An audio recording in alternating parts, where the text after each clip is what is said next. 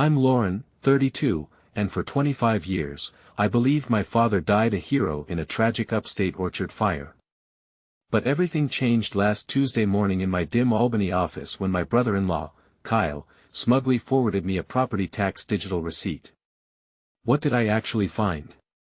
My father's signature forged on a deed dated last month, his life insurance cashed into Kyle's secret offshore account, and an unfiled death certificate listing the cause of death as homicide. In just 72 hours, my entire family history completely imploded into chaos. And the mastermind behind this devastating betrayal? Kyle, who was calmly spreading peach jam on his morning toast, completely oblivious that his lucrative empire was turning to ash. Before I do, take a moment to like and subscribe, but only if this story earns it. Drop your city and your local time in the comments. I like knowing who's out there.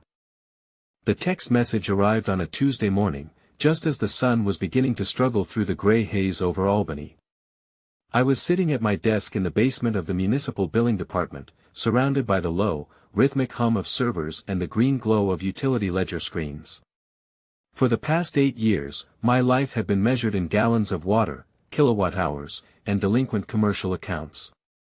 It was a quiet, invisible profession, one that required an absolute precision of mind and a complete tolerance for solitude. I liked it because numbers did not lie, and they did not pretend to be something they were not. In my world, a discrepancy was simply a puzzle waiting to be solved, a trail of digital breadcrumbs that always led to the truth. My phone buzzed against the laminated wood of my desk. "Don't come, daughter. I'm busy." I stared at the words until they blurred into the green grid of my monitor. My mother, Diane Weaver, had never in her 65 years referred to herself as busy. Busy was a word for people who managed schedules, who had appointments, agendas, and social calendars. My mother did not manage, she endured. She was a woman who had spent her entire adult life tending to the historic apple orchard her grandfather had planted in the rocky soil of Saratoga Springs. She was a woman of earth, wood smoke, and yeast, whose hands were permanently stained with the dark, sweet tannin of cider apples. When she wanted to avoid something, she said she was tired, or she said she was blessed, or she told me not to worry. But she never said she was busy. I set the phone down, closed my ledger, and checked out of my shift 3 hours early. The drive north along the interstate was a familiar progression of concrete giving way to the rolling, pine-heavy hills of upstate New York. It was late autumn, the season when the tourists had long since fled the historic race course and the mineral springs, leaving the county to the cold, biting wind that swept down from the Adirondacks. As I turned onto the 2-lane state road that led to the orchard, the scent of the land changed. The sharp, clean smell of pine was replaced by the heavy, wine-like aroma of fermenting fallen fruit and damp earth. When I pulled into the gravel driveway of the Weaver estate, the sun had already slipped behind the ridge, leaving the sky a bruised, metallic violet. The orchard's historic farmhouse, a sprawling 19th-century structure with a wraparound porch and heavy timber beams, was ablaze with light. It looked beautiful from a distance, like a postcard of rural elegance. But as I drew closer, I noticed the details that felt wrong. There were 6 cars parked carelessly on the grass, their heavy tires churning the damp, manicured turf into black mud. A loud, bass-heavy playlist was thumping through the double-hung windows of the parlor, vibrating the historic glass panes. This was supposed to be Diane's 65th birthday, a quiet milestone we had planned to celebrate with tea and a small gathering of her oldest friends. But this was not her party. I walked up the porch steps, the wood creaking under my boots, and knocked. The door was opened by Kyle Bennett. He was 29, with the practiced, aggressive charm of a man who had spent his youth trying to sell high-end gym memberships before failing upward into restaurant management. He was wearing a tailored linen shirt, his hair perfectly coiffed, a glass of expensive Pinot Noir cradled in his palm. His smile took a fraction of a second to appear when he saw me. It was a tiny, telltale delay I had learned to look for when auditing disputed commercial accounts, the brief pause where the mind scrambles to adjust its narrative to an unexpected variable. "Lauren," he said, his voice carrying a theatrical warmth that didn't reach his eyes. We didn't think you'd make the trip. Tessa said you were locked into the night shift. I texted Mom, I said, stepping past him into the hallway without waiting for an invitation. Ah. Kyle closed the door behind me, his hand resting briefly on my shoulder with a patronizing weight. She probably forgot to mention it. You know how she's been lately. A bit scattered. We've been trying to keep things simple for her, take the pressure off. I didn't answer. I walked down the long, central hallway toward the back of the house, where the kitchen lay. The kitchen had always been the heart of the estate. It was a massive room dominated by a commercial-grade soapstone sink and a vintage wood-burning stove that my father, Gregory, had restored 30 years ago. But the warmth was gone. The air was thick with the greasy smell of roasting duck and the sharp, chemical tang of industrial floor cleaner. My mother was standing by the sink. She was wearing her old canvas work apron, the one with the dark grease stain on the right pocket from the tractor engine she'd helped my father rebuild in the 90s. Her hair, now entirely silver, was escaping from a messy bun, and her shoulders were hunched forward in a posture of deep, physical exhaustion. Her hands, red and raw from the cold water, were scrubbing a massive copper stockpot. Behind her, the soapstone counters were piled high with dirty plates, empty wine bottles, and discarded ramekins. In the adjacent dining room, the party was in full swing. Tessa, my younger sister, was sitting near the center of the long oak table, laughing at something a man in a cashmere sweater was saying. Tessa was 28, a skilled commercial HVAC technician who had always been happier with a wrench in her hand than a pen. But tonight, she looked strangely uncomfortable, her eyes darting nervously toward the kitchen every few minutes, though she made no move to stand or help. At the head of the table, in the heavy, carved oak chair that had belonged to my father, the chair that had sat empty since the night his heart failed him 5 years ago, sat Kyle's business partner. Kyle walked into the dining room, sliding into the seat next to Tessa. He picked up his wine glass and tapped it with a silver spoon. The ringing sound cut through the chatter of his friends, a group of local developers and boutique distributors he'd been trying to court for months. Diane, Kyle called out, his voice carrying clearly into the kitchen.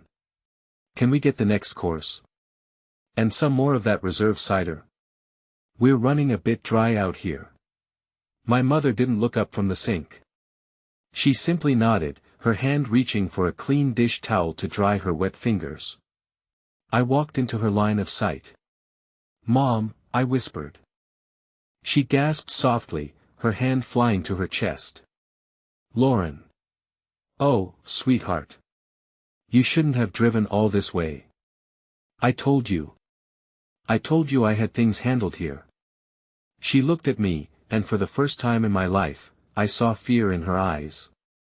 It wasn't the fear of physical harm, it was the quiet, humiliating terror of a woman who had been convinced that her survival depended on her invisibility.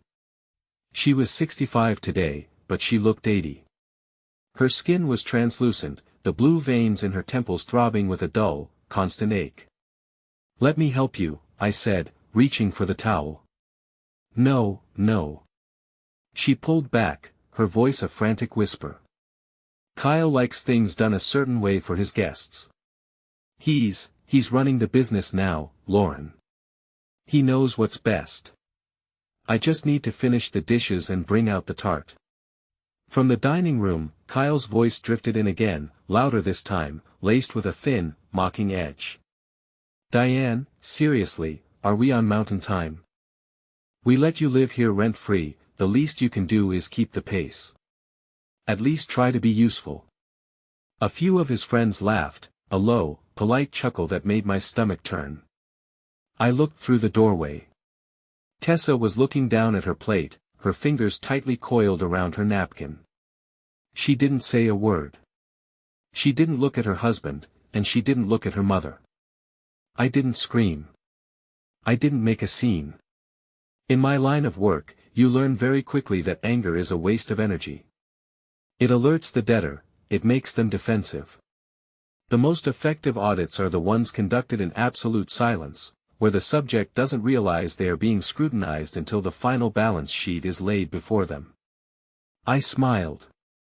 I took the heavy tray of roasted vegetables from the counter, walked into the dining room, and began serving Kyle's guests. I poured their wine, I cleared their empty plates, and when the evening finally wound down, I kissed my mother on her cold, lined cheek and told her I loved her. But the moment I got into my car and turned onto the dark highway back to Albany, the silence in the cabin was absolute. I didn't turn on the radio. I didn't roll down the window. I just gripped the steering wheel until my knuckles turned white, my mind already cataloging the databases I would need to access the moment I reached my desk. They thought they had years to slowly strip my mother of her dignity and her home. They had 72 hours. The municipal building in downtown Albany is a brutalist concrete monolith that cold air seems to cling to even in the depths of summer. At 2 a.m., it was entirely silent save for the low, industrial hum of the HVAC system and the occasional squeak of the janitor's cleaning cart 3 floors above. I sat in my cubicle on the basement level, the dual monitors casting a pale green glow over my face. To anyone else, the databases I navigated every night were a dry, sterile wasteland of parcel numbers, water meter readings, and tax assessment codes. To me, they were a map of human lives, a record of who held ground and who was losing it. I knew how to read the stories hidden in the data. A sudden spike in water usage in a vacant property meant a burst pipe or a squatter. A sudden drop in a commercial account's electricity consumption meant a business was quietly dying. And a change in property tax billing addresses was often the first sign of a family in crisis, a quiet surrender before the foreclosure notice was nailed to the door. I pulled up the county land registry, my fingers typing the familiar coordinates of the Saratoga Springs property, Section 112, Block 2, Lot 14. The Weaver Apple Orchard. My father, Gregory, had bought the original 40 acres 35 years ago, clearing the rocky, stubborn soil with his own hands and planting the first rows of Honeycrisp and Northern Spy. Over the decades, he and my mother had expanded it, building the cider mill and the timber-framed bakery that drew visitors from all over the state. When he died 5 years ago, the entire estate had passed to my mother through his will. That orchard was their life's work, a physical manifestation of 35 years of shared sweat, cold mornings, and autumn harvests. I clicked on the transaction history. I expected to see a transfer. I expected to see a deed of trust, a gift deed, or at least a life estate agreement. My sister Tessa had told me over the phone 2 years ago that she and Kyle were moving in to help manage the transition and that the paperwork was being finalized to protect Mom's interests. I had trusted them. I had assumed they were doing the right thing, and because I was 3 hours away, dealing with my own demanding job, I had let myself believe the convenient narrative. But as the screen refreshed, the ledger remained stubbornly, beautifully blank. Current owner, Diane M. Weaver. Last transfer date, October 14, 2019. Instrument, Executor's Deed, Estate of Gregory T. Weaver. There was nothing else.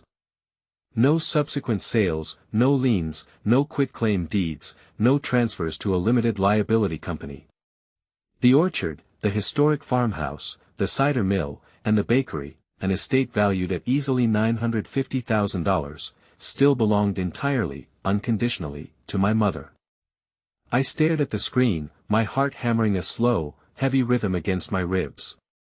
If the property was still hers, why was she living in the small, drafty attic room? Why was she scrubbing floors at dawn and serving Kyle's friends like an unpaid servant? Why had she looked at me with such desperate, pleading terror when I tried to help her? The answer was simple, and it was devastating: Kyle had lied to her. He had constructed a legal fiction, elaborate lie to make her believe she no longer owned the ground beneath her feet. And my mother, drowning in the grief of losing her husband and terrified of being left alone in a house too big for her, had believed him because she couldn't imagine a betrayal that cruel coming from within her own family. The next morning, I waited until 9 a.m. to call Clara Davenport. Clara had lived in the saltbox house adjacent to our orchard for 30 years.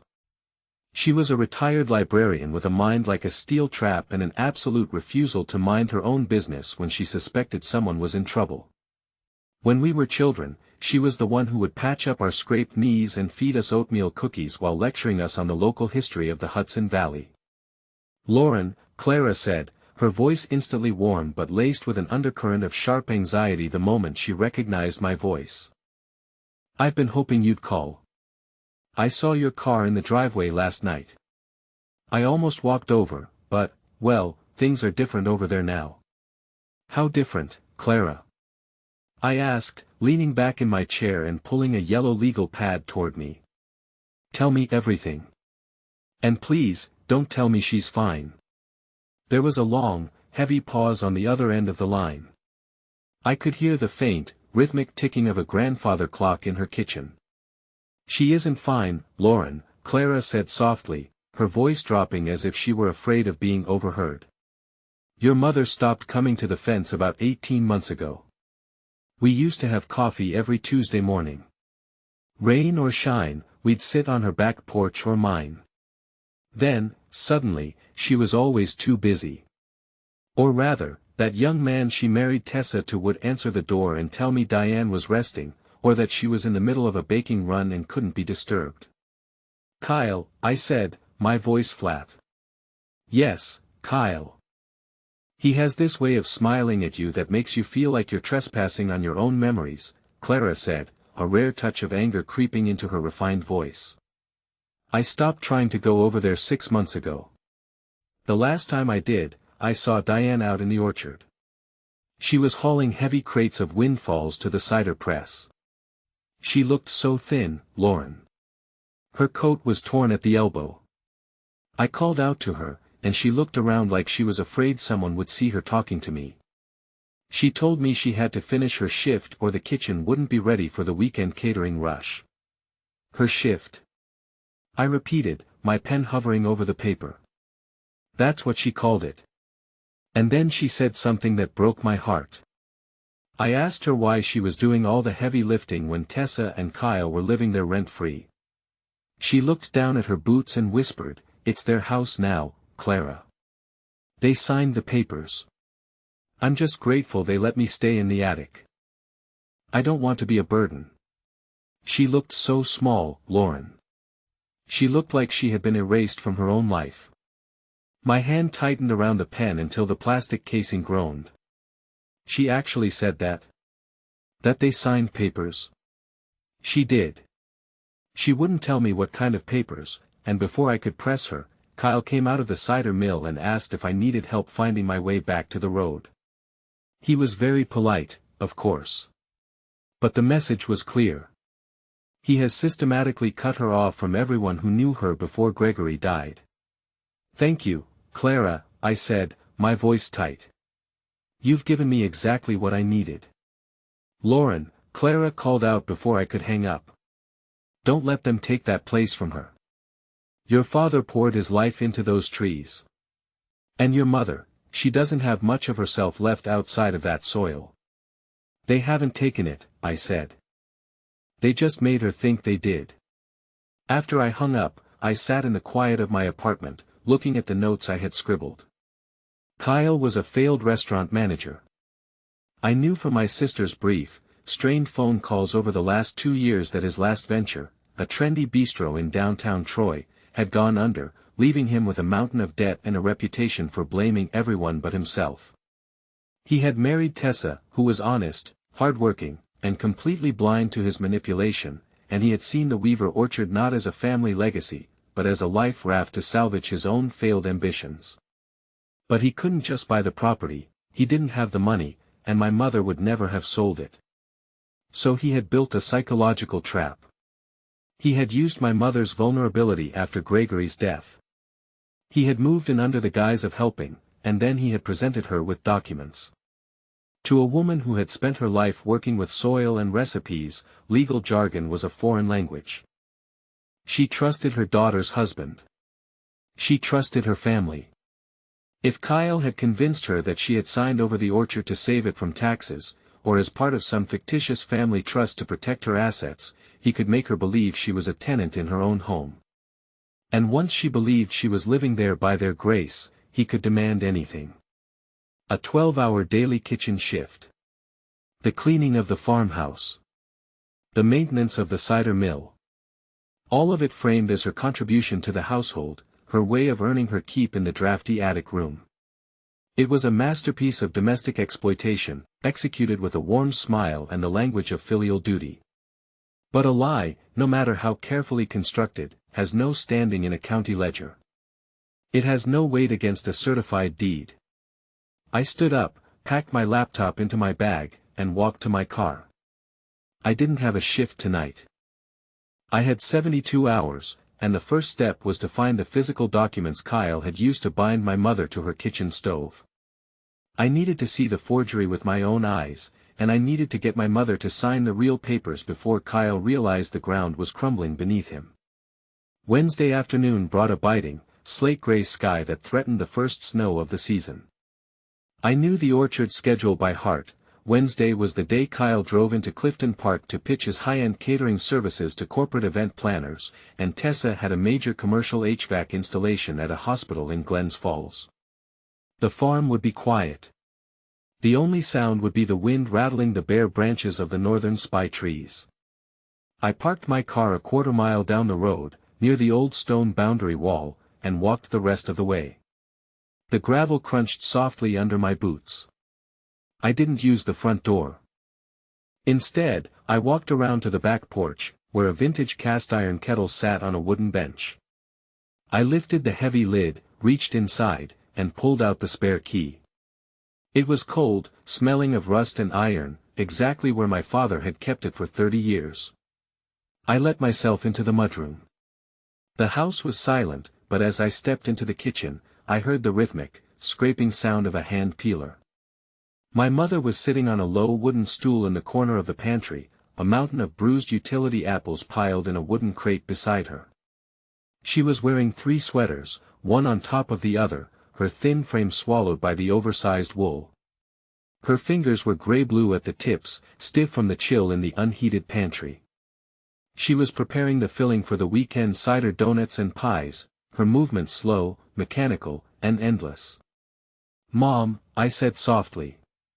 She flinched, the peeler slipping and nicking her thumb. A tiny bead of dark red blood welled up against the pale skin. She didn't cry out. She simply pressed her thumb into her apron, her eyes wide with a sudden, frantic alarm. "Lauren? What are you doing here?" "Kyle. Kyle said you had to work. If he sees you." "Kyle isn't here, Mom," I said, kneeling beside her and taking the peeler from her stiff fingers. I pulled a clean tissue from my pocket and wrapped it gently around her thumb. "And even if he were, this is your house. I don't need his permission to visit my mother." She looked at the floor, her shoulders slumping. "You don't understand, Lauren. They're complicated now. We have an agreement. I have to do my part." "Show me the agreement, Mom." She hesitated, her eyes darting toward the hallway as if expecting Kyle to materialize from the shadows. "It's private. It's for the family trust. To keep the taxes from eating us alive after your father died. I work with municipal ledgers every single day, Mom," I said, keeping my voice steady, wrapping it in the calm, professional tone I used when explaining billing discrepancies to panicked property owners. "I know what a real trust looks like. And I know what my father's will said. Please. Show me what you signed." For a long minute, the only sound was the wind whistling through the kitchen window's weather stripping. Then, with a slow, heavy sigh that seemed to drain the last of her remaining strength, Diane stood up. She led me up the narrow, winding staircase to the attic. This had once been a storage space, a place where we kept old Christmas ornaments, my father's high school yearbooks, and trunks of vintage clothing. Now, it was her bedroom. A single twin bed was pushed against the sloped ceiling, covered in a faded patchwork quilt. A small space heater clicked rhythmically in the corner, struggling against the draft that whistled through the floorboards. It was freezing. Downstairs, the master bedroom, the one with the beautiful bay window overlooking the southern orchard, the room my parents had shared for 30 years, was now occupied by Kyle and Tessa. My mother had been relegated to the rafters. Diane walked to an old cedar chest in the corner. She reached beneath a stack of folded wool blankets and pulled out a plain manila folder. She handed it to me like it was a fragile, dangerous thing. I sat on the edge of her bed and opened the folder. The first document was printed on heavy, off-white paper, designed to look official. The header read, in bold, Gothic script, Family Trust and Asset Management Agreement. Below it, a block of dense, legalistic prose detailed the transfer of all physical assets, equipment, and operating rights of the Weaver Apple Orchard to Bennett Hospitality and Catering LLC. I read the clauses, my eyes scanning the text with the rapid, practiced precision of a billing auditor. It was a masterpiece of predatory theater. It claimed that in exchange for lifetime housing, medical coordination, and elder care provisions, Diane Weaver surrendered all operational control and revenue of the estate to Kyle's LLC. The second document was even worse, a general power of attorney, giving Kyle Bennett unilateral authority to manage her bank accounts, sign contracts, and execute financial transactions on her behalf. At the bottom of both pages was my mother's signature. It was shaky, the ink slightly smeared, dated 18 months ago. Kyle brought his lawyer friend over, Diane whispered, her hands clasped tightly in her lap. He said because the orchard's commercial water bills and property taxes were rising, the state would come for the land if we didn't shelter it under his corporation. He said it was the only way to keep the orchard in the family. He said Tessa would have to work 80 hours a week just to pay the interest on the debt if I didn't sign. I looked at the documents. There was no county recorder's stamp. There was no notary seal, only a witness signature from a name I didn't recognize, likely one of Kyle's restaurant associates.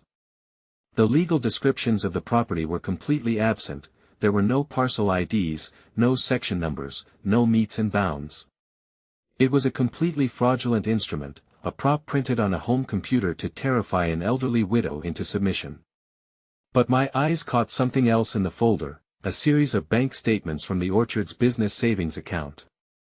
Historically, that account held the reserve funds my father had set aside for equipment emergencies, the tractor fund, we used to call it.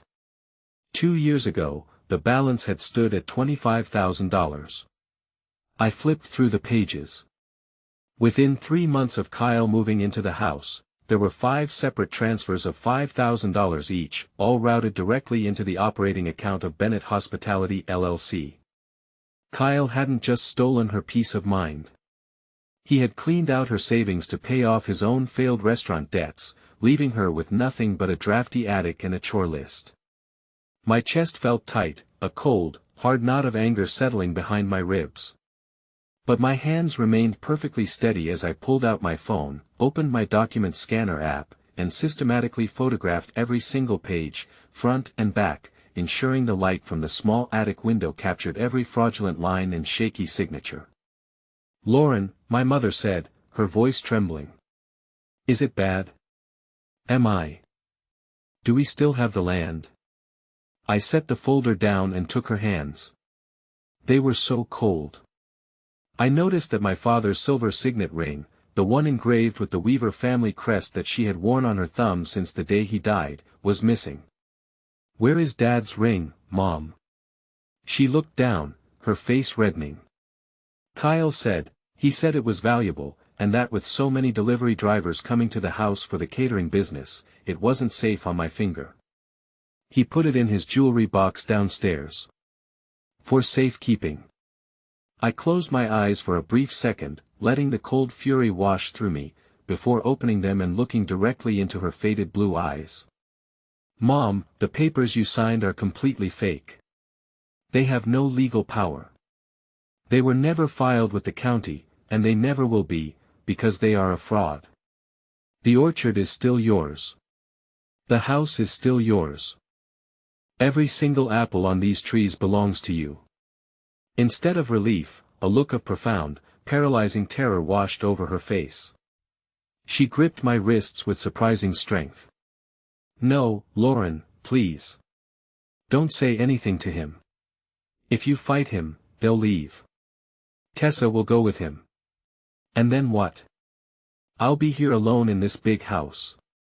The winter is coming, and the pipes freeze, and the cider press needs 3 people to run it. I can't live in the silence again. It's better to work. It's better to have them here, even like this, than to be alone. This was the real trap. Kyle hadn't just forged a deed, he had systematically dismantled her self-worth until she believed that her labor was the only thing keeping her family from abandoning her. He had made her believe that servitude was the price of love. "You are not going to be alone, Mom," I said, my voice quiet, absolute, and unyielding. "I promise you. I am not going to let you drown in this house." She looked at me, her lip trembling, searching my face for the ghost of my father's stubborn resolve. She found it. Slowly, she nodded. "Tomorrow morning, Kyle is taking the truck to Albany for a restaurant supply run," I said. "I'm going to pick you up at 9 a.m. We are going to town, and we are going to fix this properly." The Thursday morning air was sharp enough to sting the lungs, carrying the distinct, metallic scent of impending snow. I pulled my sedan into the gravel driveway of the orchard at exactly 10 minutes to 9. Kyle's heavy black pickup truck was gone, leaving 2 dark, frozen ruts in the gravel. My mother was waiting on the back porch. She was dressed in her Sunday coat, a forest green wool overcoat that my father had bought her for their 25th anniversary. It was slightly too large for her now, the shoulders hanging loose, but she had brushed the lint from the collar and pinned a small, silver apple brooch to the lapel. She looked fragile, but there was a quiet, stubborn alignment to her shoulders that I hadn't seen in 2 years. She got into the passenger seat without a word, her hands clasped tightly over her vinyl handbag. As we backed out of the driveway, she didn't look back at the house. She stared straight ahead through the windshield, her knuckles white against the black strap of her purse. "We're going to the county office in Ballston Spa," I said softly, keeping my eyes on the road. I called ahead. An attorney from my firm's network prepared the documents. "His name is Arthur Vance. He remembers Dad." She nodded once, a tiny, jerky movement. "Arthur handled the probate after your father's heart gave out. He's a good man. He doesn't talk more than he needs to." The drive was quiet, the heater in my car humming a steady, warm counterpoint to the freezing wind outside. When we arrived at the municipal building, the brick facade looked warm under the pale morning sun. Inside, the air smelled of old paper, floor wax, and the dry heat of steam radiators. It was a smell I knew intimately from my own basement office in Albany, a smell of administrative permanence. Arthur Vance was waiting for us in a small, wood-paneled conference room on the 2nd floor. He was a man in his late 60s, with thick silver hair and wire-rimmed glasses that slid down his nose when he looked at his files. He didn't offer any dramatic condolences or ask prying questions. He simply stood, shook my mother's hand with quiet reverence, and laid a heavy, cream-colored document on the table. "Diane," Arthur said, his voice a low, soothing rumble. Lauren explained the situation. "I've prepared a standard warranty deed. It transfers the entirety of the Saratoga property, the 40 acres, the residence, the commercial outbuildings, and the business entities, from your name to Lauren's.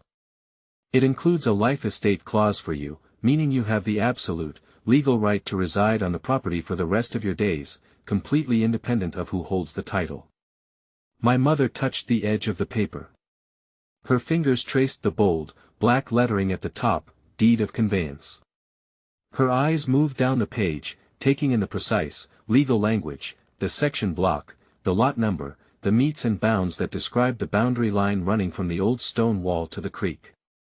"It has a seal," she whispered, her voice cracking slightly. "Yes, Diane," Arthur said gently. "It has the county seal, the notary block, and the recording index. Once you sign this, we will file it immediately with the county clerk downstairs. It will be indexed within the hour. It is permanent, public, and legally unassailable." She looked at me, her eyes swimming with a sudden, overwhelming realization. She was seeing, for the first time in nearly 2 years, the vast, empty chasm between a real legal document and the cheap, Calibri font theater Kyle had used to cage her. The paper she had signed in the attic had been nothing but a weapon of psychological coercion. This document was a shield. "I thought I'd already lost it," she said, a single tear escaping and tracing a slow path down her lined cheek. I thought I was just a guest, Lauren.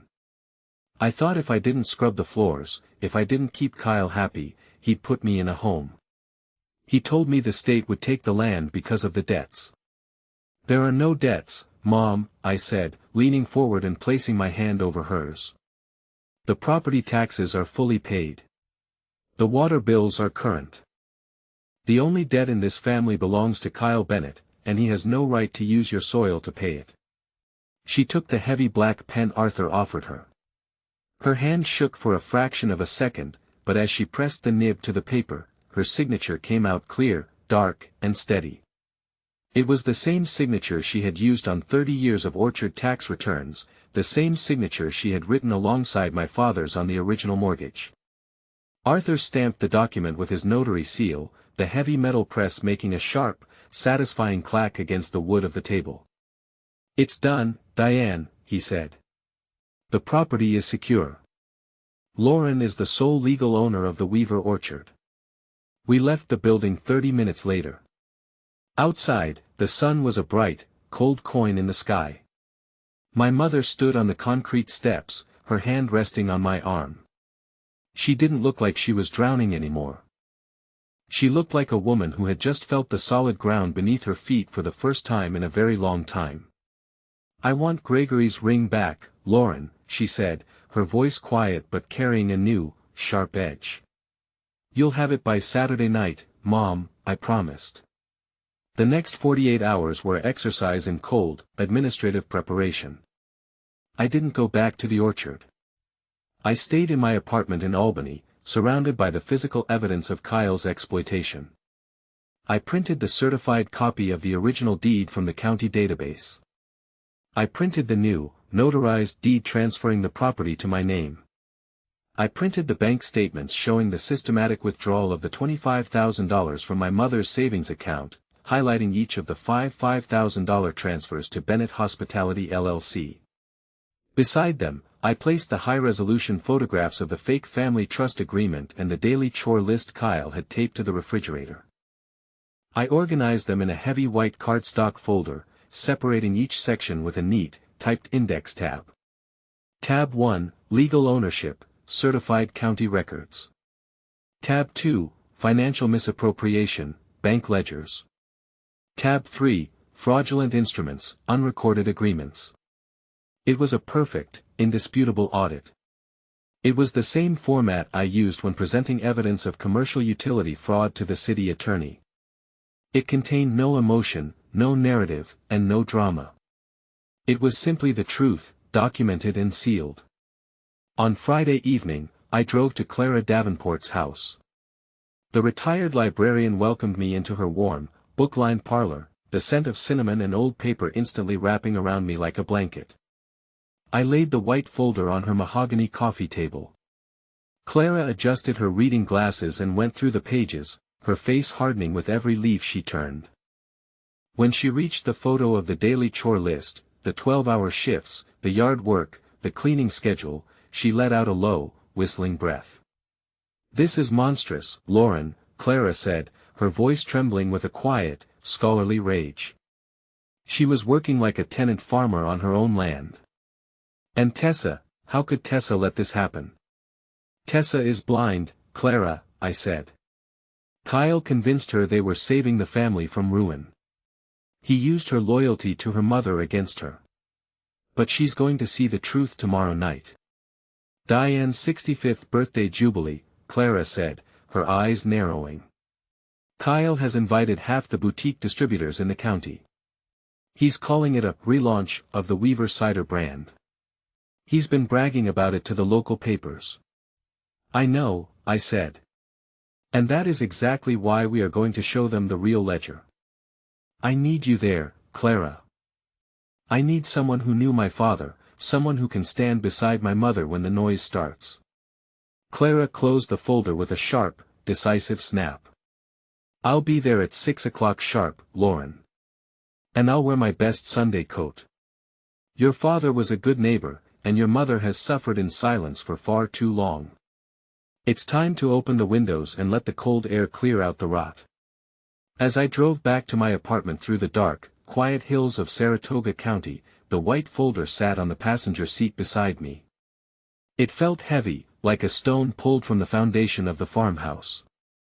Kyle Bennett thought he was hosting a grand relaunch of his catering empire on Saturday night. He thought he had successfully buried my mother's authority under a mountain of fake paperwork and domestic exhaustion. He had no idea that the ledger had already been balanced, and that the bill was about to come due. The timber-framed cider barn was glowing with warm amber light when I arrived on Saturday evening.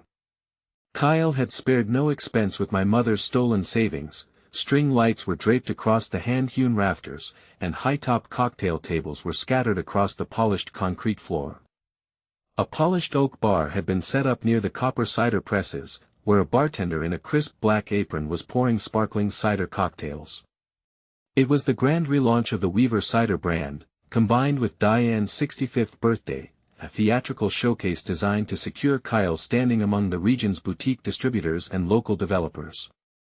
I walked in with the white cardstock folder tucked securely under my arm.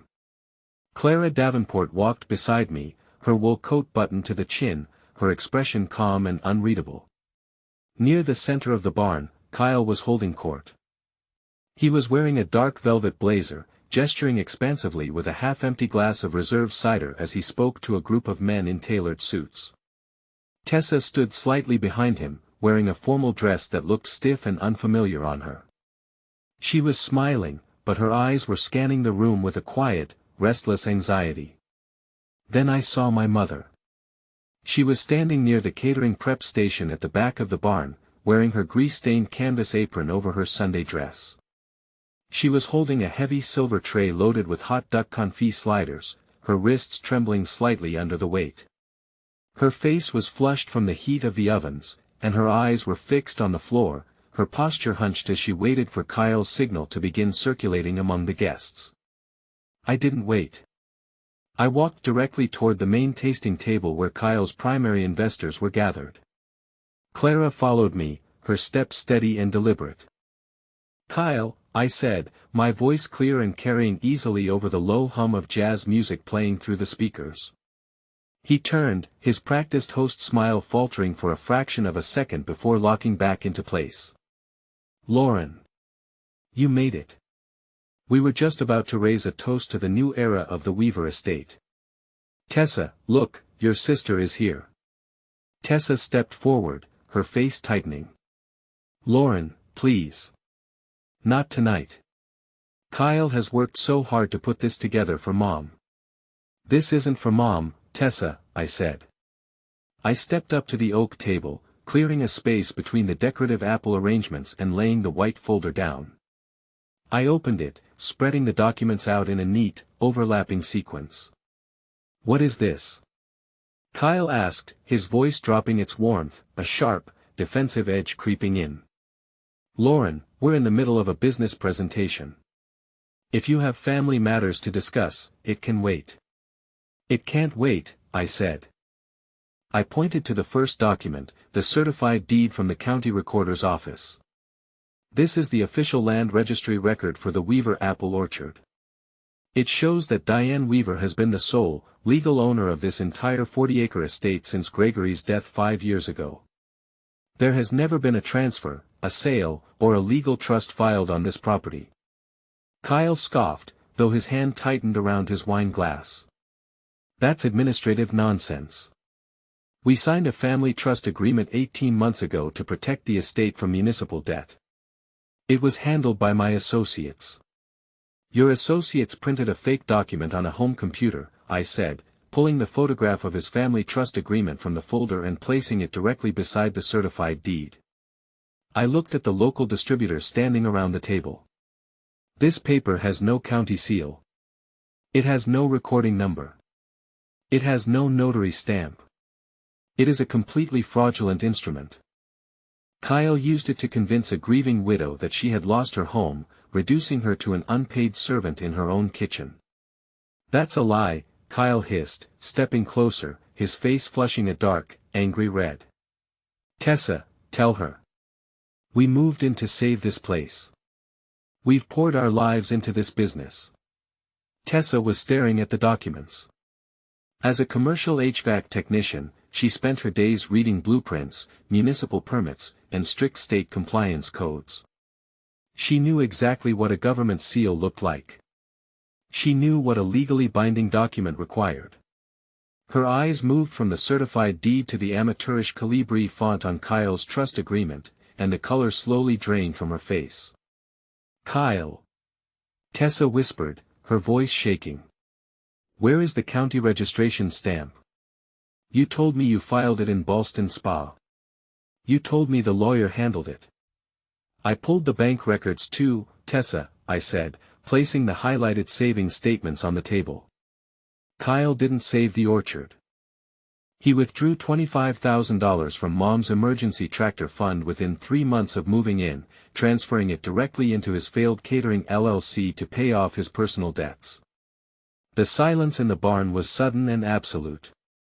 The jazz music seemed to fade into the background as the guests stared at the financial ledger spread across the table.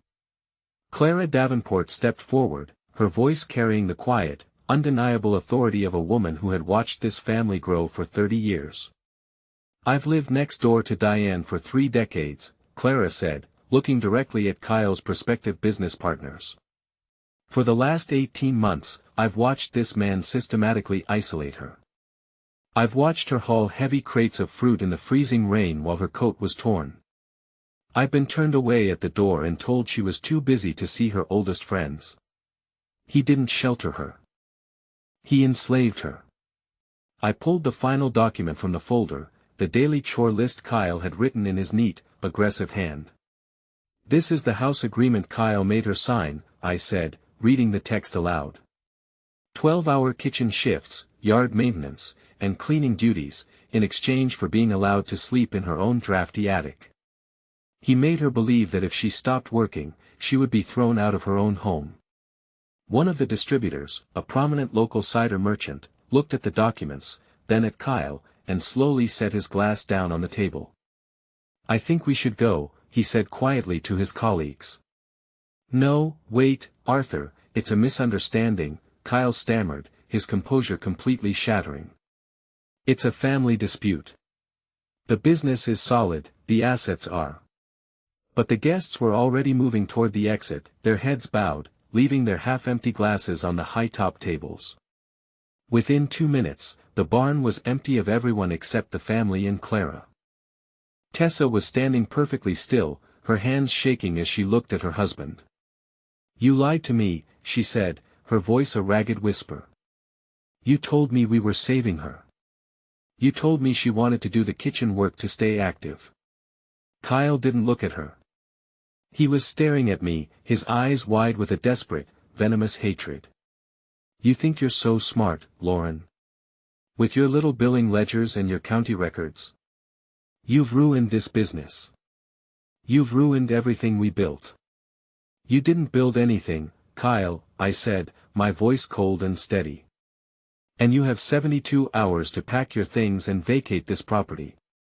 If you or any of your catering equipment are still here on Tuesday morning, I will file formal charges for grand larceny and elder exploitation with the county sheriff. I turned to my mother, who was standing by the prep station, her hands clasped tightly over her canvas apron. I walked over to her, took her hand, and led her to the center of the room. This house belongs to me now, Mom, I said, looking at Tessa and Kyle. She signed the deed over to me on Thursday. And my first act as owner is to tell you both that your tenancy is over. Kyle didn't say another word. He turned and stormed out of the barn, his heavy boots echoing against the concrete. Tessa stood there for a long moment, looking at her mother, her eyes filled with tears of shame. She tried to speak, but the words wouldn't come. She turned and followed her husband into the cold November night. The next morning, the house was quiet. I sat at the kitchen table, drinking coffee from my father's favorite blue mug, the one with the chipped handle that Kyle had hidden in the back of the pantry. Through the window, I watched Kyle loading his catering gear into the back of his truck. He looked smaller now, his expensive linen shirt wrinkled, his bravado entirely gone. He walked into the kitchen to grab his laptop charger. He stood in the doorway for a long moment, looking at the empty counters. "I knew, Lauren," he said, his voice barely a whisper, devoid of any of his former theatrical warmth. "I saw the chore list every day.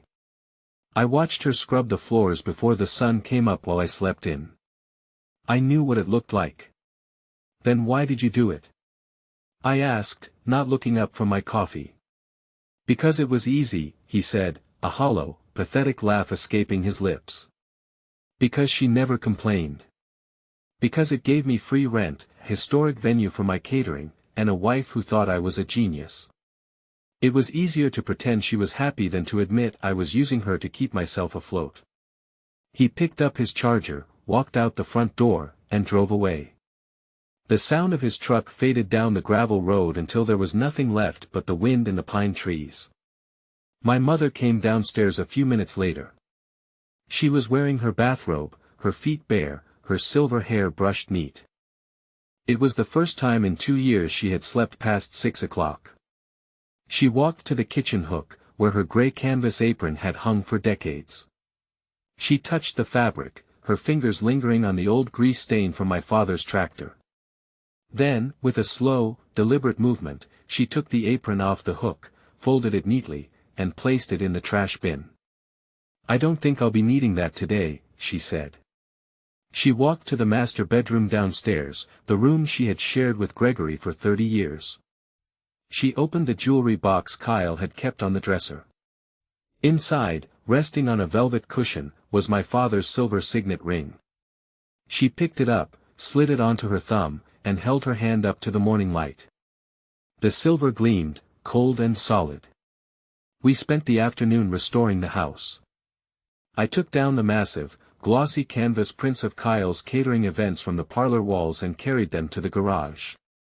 In their place, I hung the old, framed portrait of my parents' wedding day, the one where they were standing in the young orchard, smiling because they meant it. From the kitchen, I heard the satisfying, metallic ring of copper. My mother was hanging her vintage baking molds back on the wall, arranging them in the precise, circular pattern she had used for 30 years. On Sunday afternoon, Clara Davenport walked across the lawn carrying a warm apple pie. We sat on the back porch, wrapped in heavy wool blankets, the steam rising from our coffee mugs into the cold November air. My mother looked out at the orchard. The garden beds were overgrown with weeds, and the old wooden cider press needed a new coat of oil before the winter freeze. But the light was good, the air was clean, and there was no chore list taped to the refrigerator. "We'll need to prune the northern spy trees before the first heavy snow," Diane said, her voice quiet but carrying the steady, practical strength of a woman who knew her soil. "We will, Mom," I said, taking her hand. "We'll do it together." She smiled, and for the first time in 2 years, her shoulders were completely relaxed. She sat still, sipping her coffee, allowing herself to be quiet in the home she had built, knowing that she was finally, legally, and forever safe. Lessons from this story. Always verify legal and financial documents through official public records. Financial desperation can drive family members to commit betrayal. Professional skills can be powerful tools for uncovering truth. Silence and isolation make vulnerable individuals easier targets for exploitation.